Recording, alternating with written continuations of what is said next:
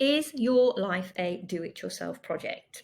Are you life happens, you react, or are you a director of what happens?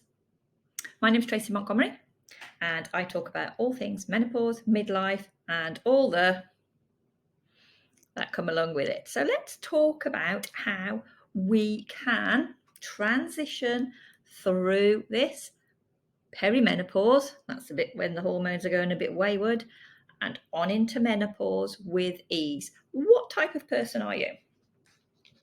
Are you the type of person that reacts first and then you don't know what's going to happen? So are you the type of person that turns up late to something and you blame the traffic? Are you the type of person that doesn't get the job that you went for because of something you didn't write your CV right, or they didn't like the qualifications you had?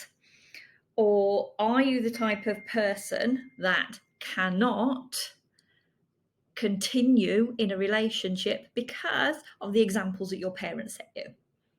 There are lots of other examples around us, okay? So the one constant in all of this is that you don't know what the outcome is going to be. Or are you the type of person that will say, all this is happening, I can see that all this is happening, what can I do about it?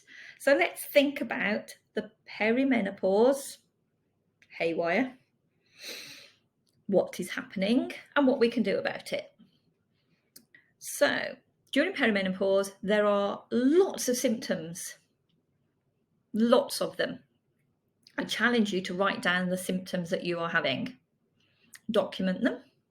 They're going to be different to somebody else's symptoms.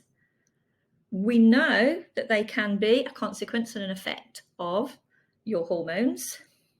What we can then do is look at how we can deflect, make those symptoms less of an issue with what is happening. So this can be a huge life skill, and it's something that we can still do as we transition through perimenopause and on into menopause. So are you in a position where you can start to look at what is happening to you now, look at what you can do about it, and move forward into the next phase?